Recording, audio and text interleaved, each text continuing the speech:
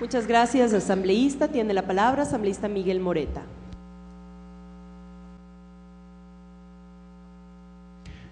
Presidenta, le ruego ayude autorizando con la publicación de un video, por favor. Claro que sí, por favor, continúe.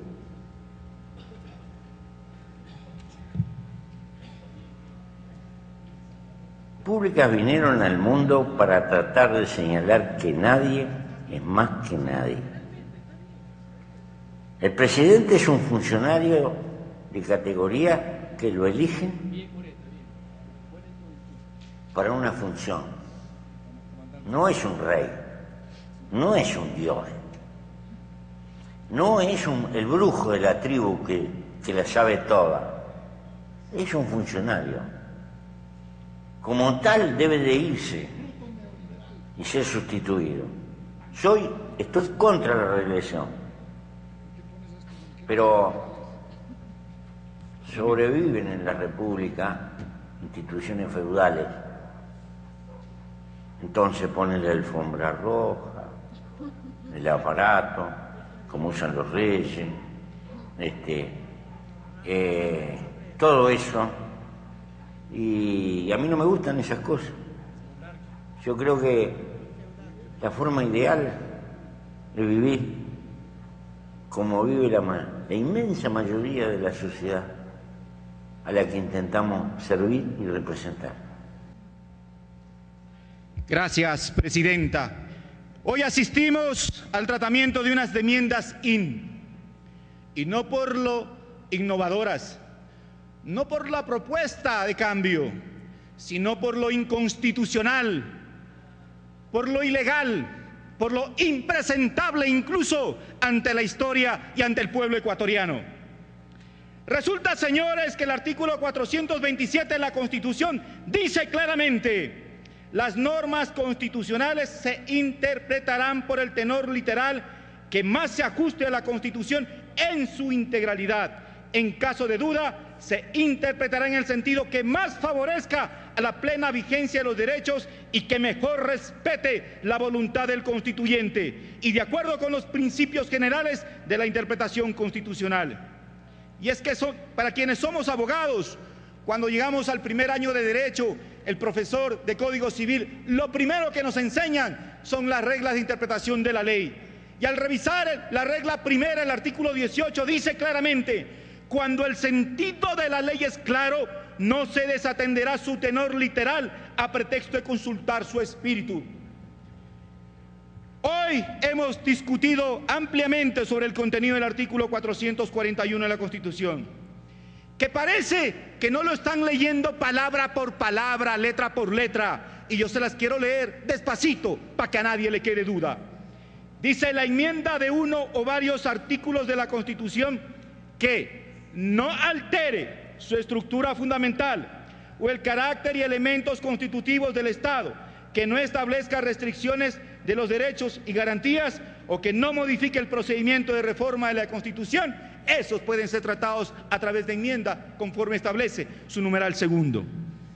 Pero ocurre que en ese paquetazo de 7 enmiendas osaron, por ejemplo, pretender restringir la acción de protección, un derecho que es de avanzada, que es progresista. Ventajosamente la Corte Cervecera hizo un acto de pudicicia, excluyéndola de este debate innecesario. El artículo 1 de la Constitución dice que el Ecuador es un Estado constitucional de derechos y justicia, social, democrático, soberano, independiente, unitario, individual. Y el inciso segundo dice: la soberanía radica en el pueblo cuya voluntad es el fundamento de la autoridad. ¿Queremos ser autoridad por toda la vida? Pidámosle al soberano que se pronuncie. ¿Queremos ser autoridad 3 mandatos más? Digámosle que el pueblo se pronuncie. Hagamos un ejercicio de coherencia. Alguien preguntaba hace rato que la alternancia no es elemento constitutivo del Estado. Y yo les quiero decir que cuando se habla de que se organiza el Estado en forma de república y se gobierna de manera centralizada, hay que remitirse a los tratadistas. Y Rodrigo Borja dice, por ejemplo, en su enciclopedia política, en estricto sentido, república no es una forma de Estado, sino de gobierno, con sus peculiares características. Se entiende por república la forma de gobierno caracterizada por la división de poderes del Estado en el marco de un régimen político, electivo, representativo, alternativo y responsable. Ahí están los elementos. Se dice que no hay restricción de derechos. Sí la hay, señores.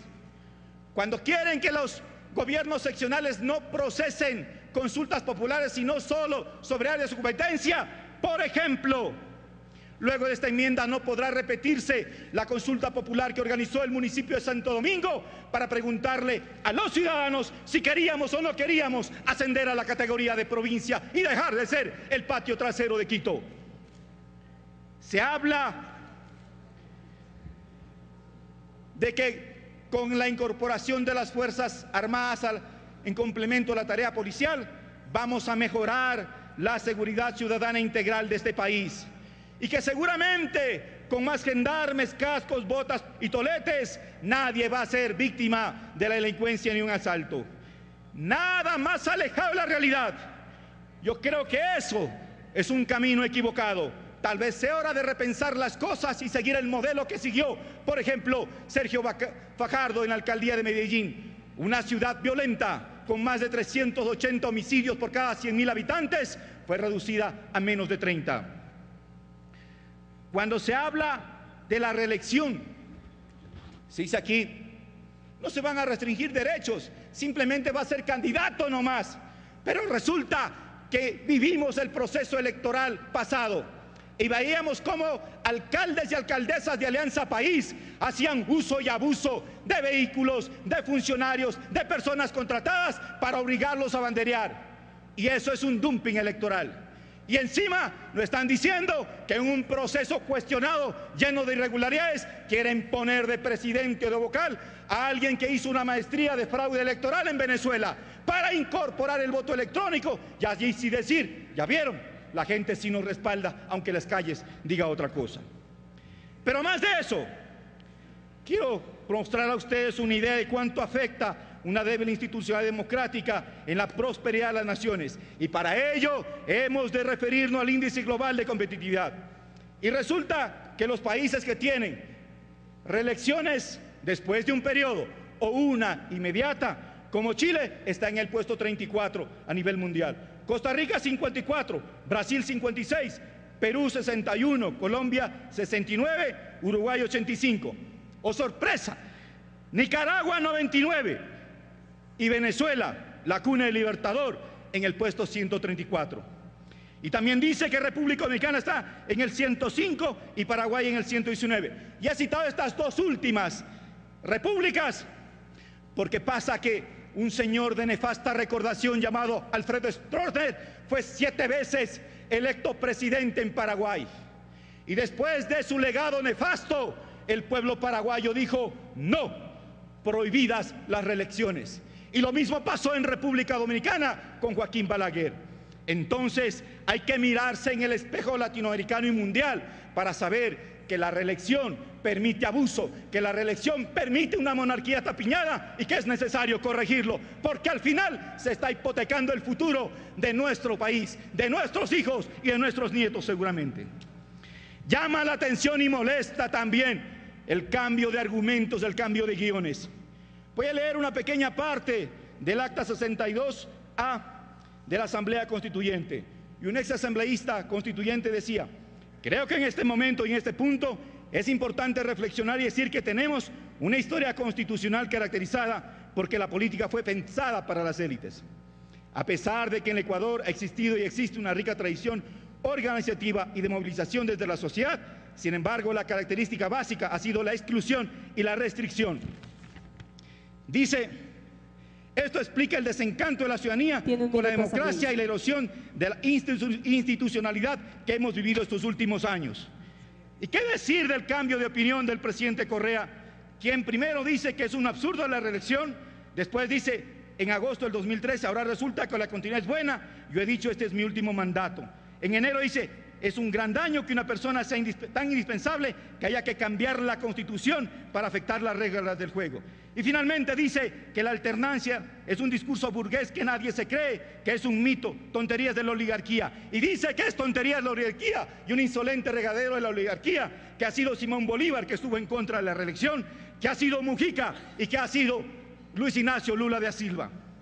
Yo creo que es necesario aquí y ahora rescatar la dignidad de esta Asamblea Nacional y rechazar el proceso de estas enmiendas porque es inconstitucional. Si se quiere dar un mínimo de legitimidad, tiene que irse a una consulta popular y que el pueblo nos dé una pizca de legitimidad para poder procesarlas. Gracias, presidente.